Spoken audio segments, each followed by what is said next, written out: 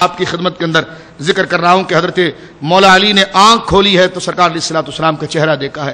خانہ کعبہ کے اندر آپ کی ولادت ہو رہی ہے اور یہ ساری فضیلتوں کا سلسلہ آپ کا چل رہا ہے. اب چند فضیلتوں کو میں یہاں پر سمیٹ کر لاتا ہوں اور آپ کی خدمت میں ذکر کرتا ہوں کہ حضرت علی وہ ہیں. آپ کی والدہ کا ذکر چل رہا تھا, مجھے یاد آیا کہ سرکار علیہ الصلوۃ والسلام آپ کی والدہ فاطمہ بنت اسد کی قبر میں جا کر لیٹے ہیں اور لیٹ کر فرمایا مولا یہ میری ماں کی قبر ہے. وہ آواز نہیں آئی کہ سب کے اعمال ایک جیسے ہوں گے. حضور نے فرمایا میری ماں کی قبر ہے, یا اللہ اس کو وسیع کر دے. میرے آقا لیٹ گئے تو بات پوری ہو گئی تھی, لیکن دعا کر کے بتایا کہ نیک لوگوں کی اگر نسبت ہو تو دعا کرائی جاتی ہے, اور نیک لوگوں کی نسبتوں سے اور اچھوں کی نسبتوں سے مردہ بخشا جاتا ہے. فرمایا کہ اگر اچھا میت گناہگار ہو اور عالی نسب و حسب اگر آگے کھڑا ہو تو میت کی مغفرت ہے, اور اگر سارے گناہگار ہو میت عالی نسب ہو اور عالی حسب ہو تو پھر سب کی مغفرت ہے. یہ شان ہے اللہ رب العالمین اپنے محبوب کے قرب سے اور نیکیوں کی برکتوں سے عطا فرماتا ہے. فرما مولا یہ میری ماں کی قبر, اس کو کشادہ فرما بحق نبی, بحق نبی کا والانبیاء الذین من قبلی, یا اللہ میرے وسیلے سے اور مجھ سے پہلے جتنے انبیاء گزرے ان کے وسیلے سے. وسیلہ بھی حل ہو گیا کہ وسیلہ میں نے کہا حضور خود پیش کرتے ہیں, بحق نبی کا, بحق نبی کا تیرے اس نبی کے وسیلے سے, والانبیاء الذین من قبلی اور جو مجھ سے پہلے انبیاء گزر گئے ان کے وسیلے سے. یہ سیدہ فاطمہ بنت اسد ہے سلام اللہ علیہا, ان کی آپ نے بات سنی. حضرت مولا علی وہ ہیں کہ جنہوں نے بچپن میں ہی لکھنا پڑھنا سیکھ لیا تھا. یہ آپ کی فضیلت کے درجات میں سے, بچپن سے ہی آپ نے لکھنا پڑھنا سیکھ لیا تھا. ابتدائی عمر کے اندر آپ اچھا پڑھ لیتے تھے اور آپ لکھ لیتے تھے.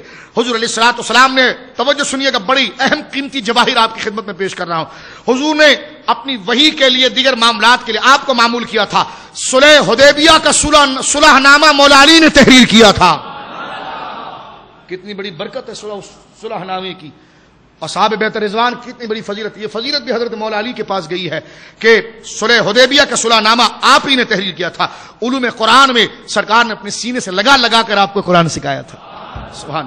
حضور علیہ الصلوۃ والسلام سے آپ نے پورا قرآن حفظ کیا, قرآن کی تعلیم حاصل کی, اور آپ خود فرماتے ہیں قرآن کی آیت کہاں پر اتری, اس کا کیا معنی ہے, مجھے ہر آیت کا شان نزول بھی پتا ہے اور ہر آیت کا معنی بھی پتا ہے.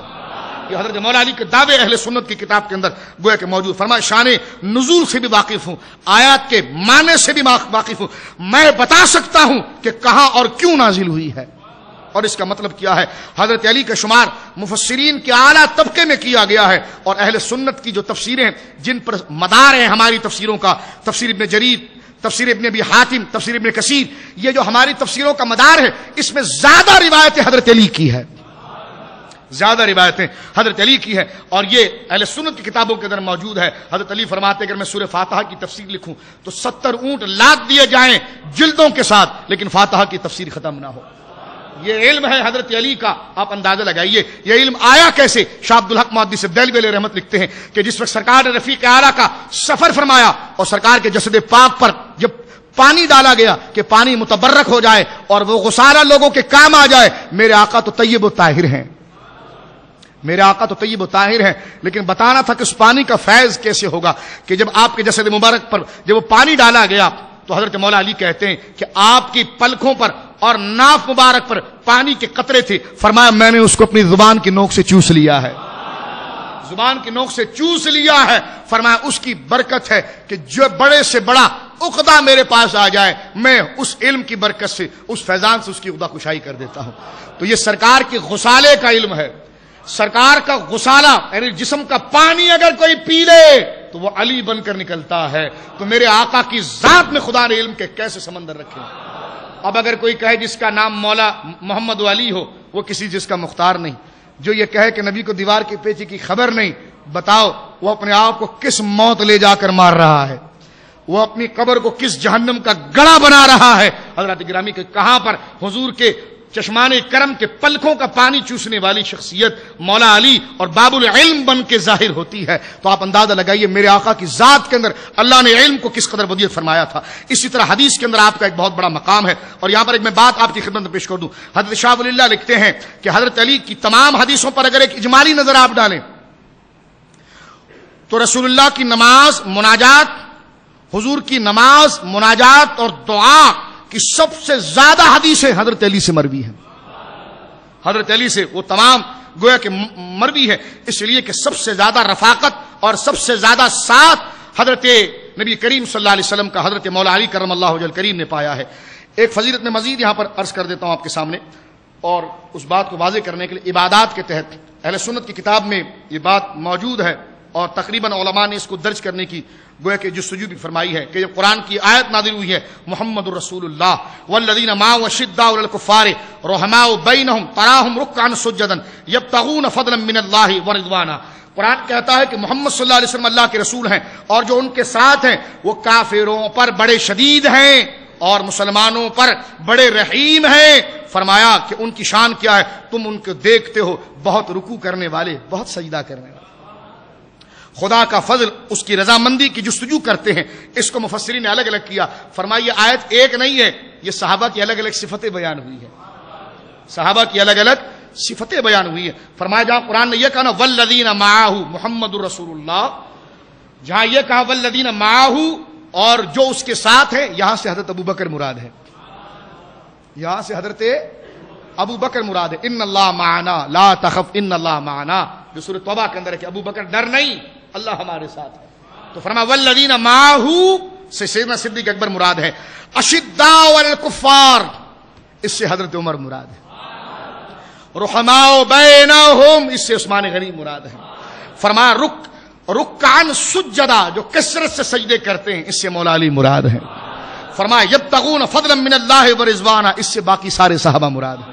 فرمایا یہ سرکار کی پوری جماعت صحابہ کا ذکر اللہ رب العالمین نے اس آیت کریمہ کے اندر بیان فرمایا. اور یہ حق ہے، حضرت علی بہت بڑے عابد و زاہد تھے، بہت بڑے عبادت گزار تھے. قرآن مجید میں اس طرف اشارہ موجود ہے.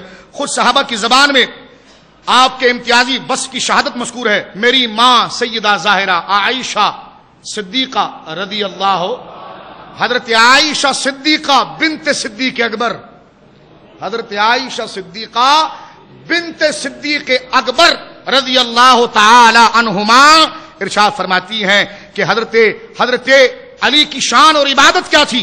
فرماتے ہیں کان ما علمت صوامن قوامن، میری ماں کہتی جہاں تک مجھے معلوم ہے میں نے آپ سے زیادہ روزہ رکھنے والا، آپ سے زیادہ نمازیں پڑھنے والا نہیں دیکھا ہے. دیکھیں یہ بات میری ماں کہہ رہی ہیں.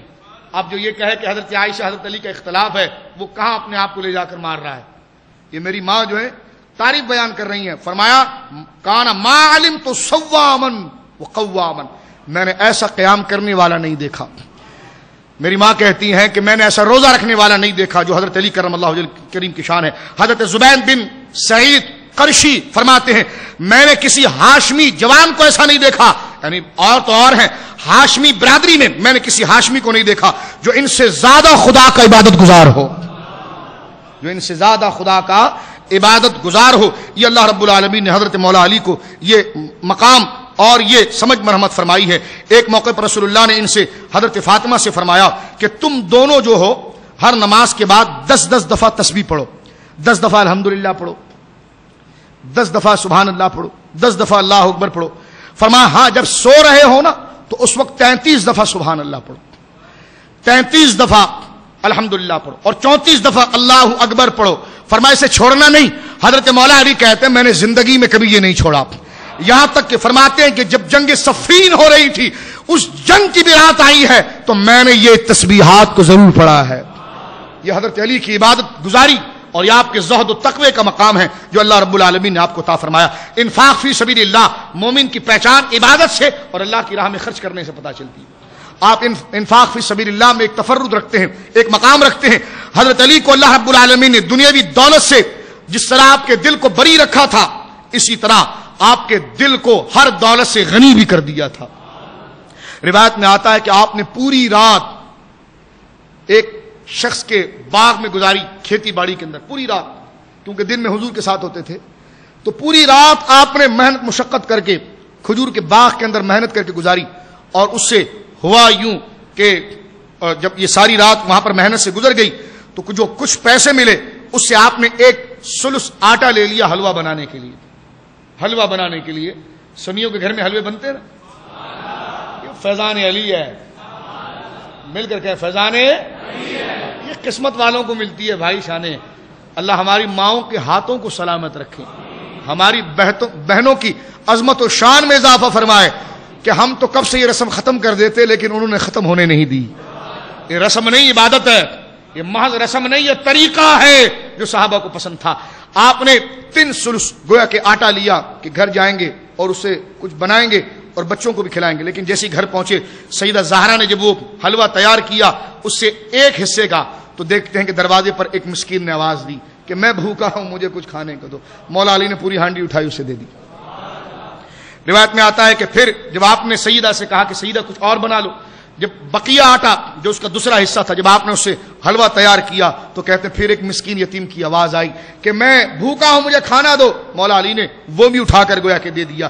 جب تیسری دفعہ بنایا گیا اور بقیہ سارا بنا دیا گیا تو کسی نے آواز دی کہ ایک قیدی ہے وہ مشرک, ہے وہ مشرک اور کافر, قیدی ہے, بھوک سے بلک رہا ہے, او گلی والوں سنو, کسی کے گھر میں اگر کچھ دے دو تو وہ مر نہ جائے. مولا علی باہر نکلے اور وہ دے دیا. تو گویا کہ جتنا رات بھر محنت کر کے کمایا تھا سب اللہ کی راہ میں دے دیا, اور مشقت کر کے کمایا تھا اور رات آپ نے ایسی مست گزاری ہے, کوئی پرواہ نہیں کی. اللہ کو یہ ادا بڑی پسند آئی. قرآن کی آیت نازل ہو گئی وَيُطْعِمُونَ الطَّعَامَ عَلَىٰ حُبِّهِ مِسْكِينًا وَيَتِيمًا وَأَسِيرًا. محبوب وہ لوگ بڑے پیارے ہیں جو میری محبت کے لیے اپنا سارا مال دے دیتے ہیں, یتیموں کو, مسکینوں کو اور قیدیوں کو. یہ آیت حضرت علی کی شان میں نازل ہوئی ہے. کون مولا علی کا مقام لا سکتا ہے؟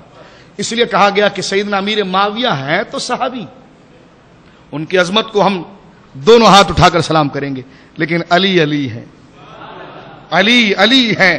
ہمارے بزرگوں نے لکھا کہ نہ امیر معاویہ رضی اللہ تعالی عنہ صحابی رسول نہ حضرت علی کی فضیلت کا مقابلہ کر سکتے ہیں, نہ ان کا بیٹا تو نہیں کہنا چاہیے, ان کی طرف منسوب وہ یزید پلیت, نہ وہ اپنی ساری عظمتوں کو لے کر امام عالی مقام کی نالین پر جو دھول لگی اس کا مقابلہ کر سکتا ہے.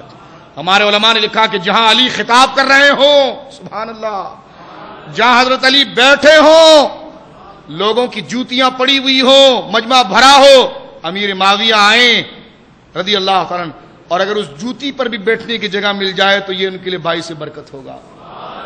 یہ شان ہے حضرت علی کی جو ہمارے علماء نے بیان کیا ہے, یہ شان ہے مولا علی کی فضیلت. اور اگر آپ بات, موضوع میرا نہیں ہے, انشاءاللہ کبھی زندگی رہی تو میں جنگ صفین وغیرہ پر بھی, آپ کے جنگ جمل پر بھی تفصیلی خطاب کروں گا. بات اہل سنت کی یہی ہے کہ دونوں صحابی ہیں, اجتہادی خطا ہوئی ہے, اس میں اجتہادی خطا ہوئی ہے, لیکن حق پر مولا علی ہے. اور علماء نے لکھا ہے, ہمارے علماء نے بھی لکھا, وابیوں نے بھی لکھا اس بات کو کہ حضرت عثمان غنی نے حضرت علی سے مشورے لیے, لیکن اگر حضرت عثمان غنی